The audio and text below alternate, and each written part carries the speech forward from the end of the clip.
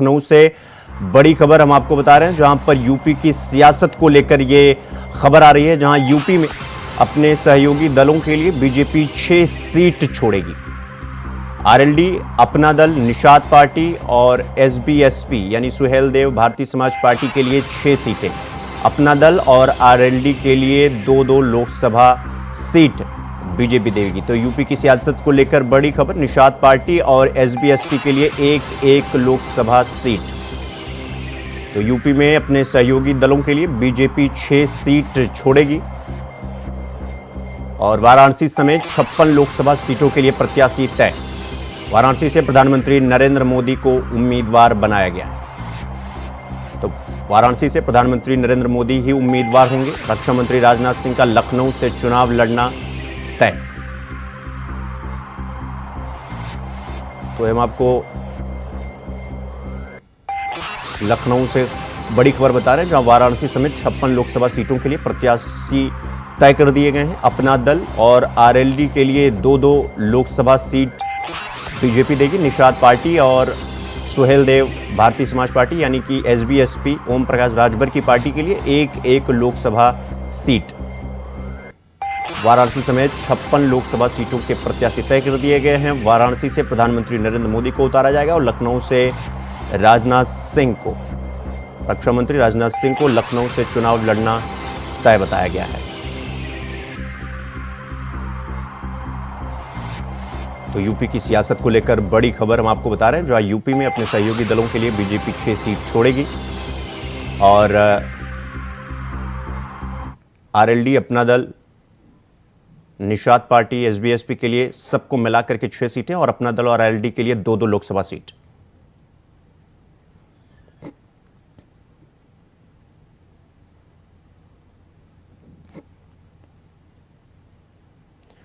इस खबर पर हमारे साथ सादिक खान दिल्ली से हमारे संवाददाता जुड़ गए हैं। सादिक, कल बीजेपी की शीर्ष नेताओं के साथ ये जो बैठक हुई है, इसमें क्या कुछ खास रहा? बिल्कुल शुभम, ये बैठक जो है 11 बजे के बाद बैठक शुरू हुई थी। लगभग पूरे 4 घंटे तक ये बैठक चली, जिसके बाद देर रात तक इस बैठक में कई प्रदेशों की महत्वपूर्ण सीटों का फैसला हो चुका है। तो सूत्र बता रहे हैं, अगर बात की जाए उत्तर प्रदेश की, तो उत्तर प्रदेश की 56 सीटों पर मोहर लग चुकी है, जिसका जल्द ही ऐलान हो सकता है। कभी भी किसी भी समय भारतीय जनता पार्टी अपने उम्मीदवारों की सूची यहाँ जारी कर सकती है। साथ ही से हम बात कर रहे हैं दिल्ली की, तो दिल्ली के जो 5 मौजूदा सांसदों का टिकट कटने का यहाँ अंदेशा है।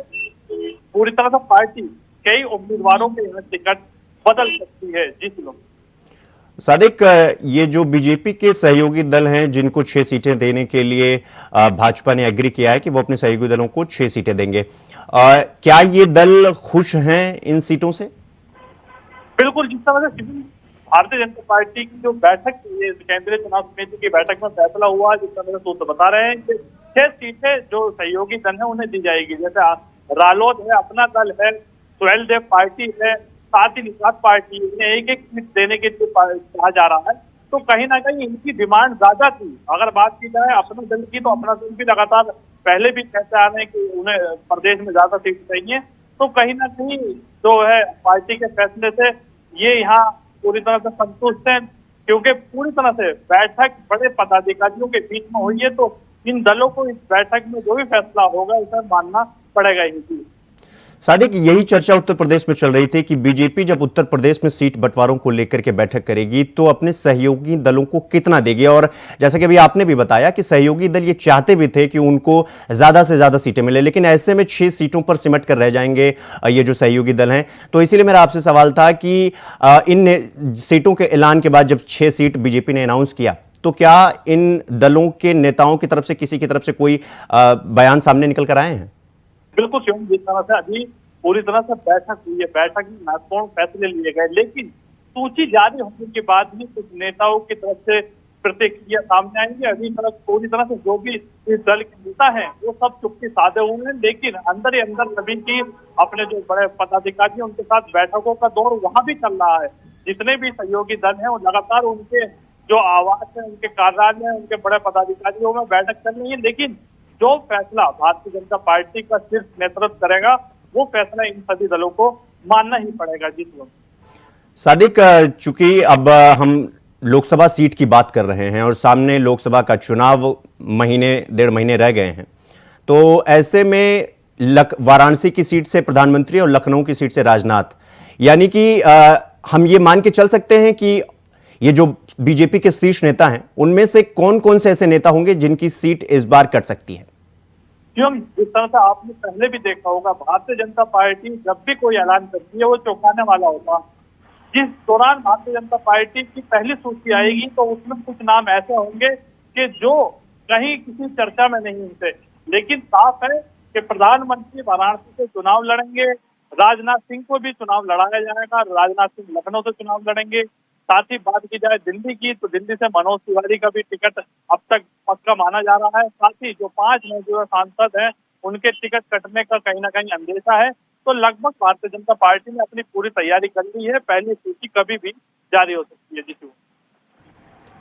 तो हमारे साथ अनिल पाठक, स्टेट कोऑर्डिनेटर भी हमारे साथ जुड़ गए, हमारे संवाददाता। अनिल जी, कल जो बीजेपी ने अनाउंस किया है उत्तर प्रदेश लोकसभा चुनाव को लेकर के, इसमें क्या कुछ खास रहा? हाँ, बेशक उत्तर प्रदेश को लेकर के भाजपा की रणनीति अपनी एकदम साफ है। मिशन 80 का लक्ष्य है भारतीय जनता पार्टी का। अपने सहयोगियों के साथ उत्तर प्रदेश की 80 सीटों का लक्ष्य रखा है भारतीय जनता पार्टी ने, और एकदम साफ कर भी दिया है कि एक विधान, एक निशान और एक चेहरे पर चुनाव लड़ेगी भारतीय जनता पार्टी।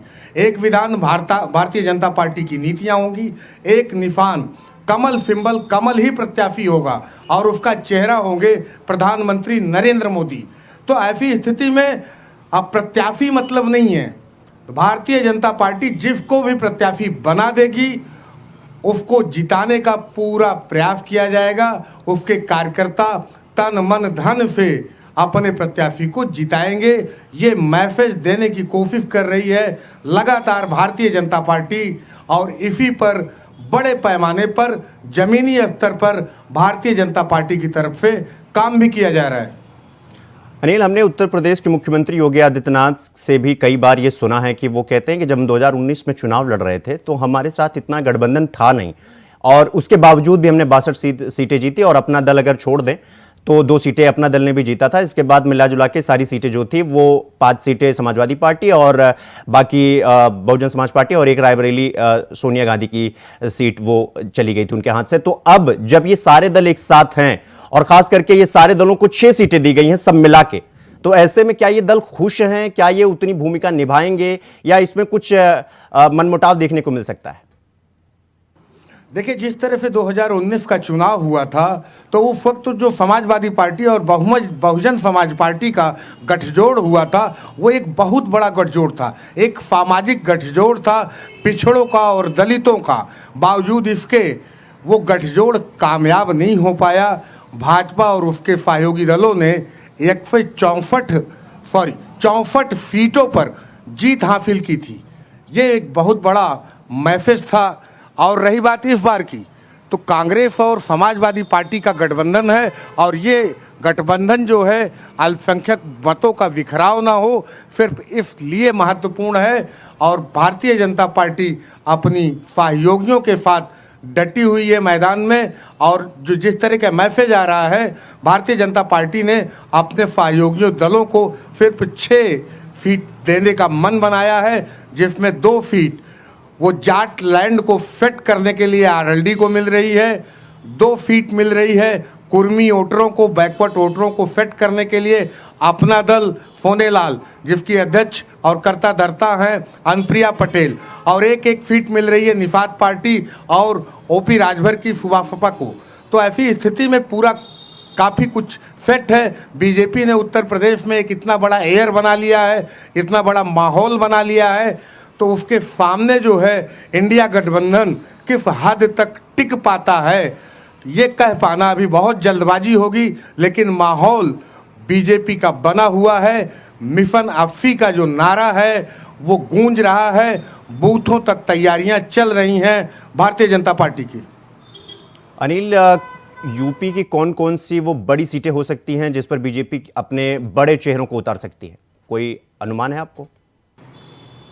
देखिए, भारतीय जनता पार्टी की जो बड़ी सीटें हैं, अब जो सबसे ज्यादा चर्चित सीट है वो है अयोध्या, क्योंकि भगवान राम के ऊपर पूरे देश में चुनाव लड़ा जा रहा है। तो अयोध्या से इस बार माना जा रहा है कि कोई बड़ा चेहरा आ सकता है, कि संभव है, इस बात की भी चर्चा है कि अमित शाह गुजरात छोड़ करके अयोध्या से भी चुनाव लड़ सकते हैं। अब दूसरी जो महत्वपूर्ण सीट है वो काशी, बनारस, भोले बाबा की नगरी है, वहां से खुद सांसद हैं प्रधानमंत्री नरेंद्र मोदी। तो इस बात की पूरी संभावना है कि प्रधानमंत्री फिर वाराणसी से, भोले बाबा की नगरी से चुनाव लड़ेंगे। अब तीसरी महत्वपूर्ण सीट आती है जो कभी कांग्रेस का गढ़ था, वो अमेठी। वहां से सांसद हैं स्मृति ईरानी और केंद्रीय मंत्री हैं भारत सरकार में। स्मृति ईरानी का भी चुनाव लड़ना एकदम तय है। अब चौथी सीट आती है लखनऊ, जो राजधानी है उत्तर प्रदेश की। यहाँ की अगवानी लंबे समय से राजनाथ सिंह कर रहे हैं, रक्षा मंत्री हैं। इस बार भी उनके चुनाव लड़ने की प्रबल संभावना है। इस बात की खबर भी आ रही है कि राजनाथ सिंह के नाम पर मोहर भी लग चुकी है। अनिल, चूंकि हम अमेठी का जिक्र कर ही रहे हैं, अमेठी की सीट का जिक्र कर रहे हैं, तो रायबरेली की सीट का क्या? रायबरेली की सीट के लिए बीजेपी ने क्या कुछ सोच रखा है? देखिए, बेशक जो है रायबरेली वो कांग्रेस का गढ़ है। 2014 और 19 में तमाम कोशिशों के बावजूद भारतीय जनता पार्टी जो है रायबरेली कांग्रेस के गढ़ को तोड़ नहीं पाई है। 2024 में भारतीय जनता पार्टी की ये रणनीति है कि कैसे रायबरेली को भी हासिल किया जाए, कमल खिलाया जाए। और इसी रणनीति के तहत भारतीय जनता पार्टी ने समाजवादी पार्टी के जो 3 बार के लगातार विधायक हैं मनोज पांडे, उनसे उनकी क्रॉस वोटिंग से भारतीय जनता पार्टी को एक बड़ा फायदा हुआ है, एक मैसेज हुआ है। वहाँ पर रायबरेली में कांग्रेस और सपा का गठबंधन, जो इंडिया गठबंधन है, उस पर तगड़ा डेंट लगा है। तो काफ़ी हद तक मेकअप करने की कोशिश की है रायबरेली में भारतीय जनता पार्टी ने। लेकिन जिस तरह की चर्चा चल रही है कि रायबरेली से प्रियंका गांधी चुनाव लड़ सकती हैं, ऐसी स्थिति में भारतीय जनता पार्टी के पास वो कौन सा चेहरा होगा कि जो प्रियंका को टक्कर दे सके, तो इसकी तलाश लगातार जारी है। बहरहाल लोकल स्तर ठीक है। अनिल जी, आपका भी और सादिक जी आपका भी बहुत बहुत धन्यवाद हमारे साथ जुड़ने के लिए।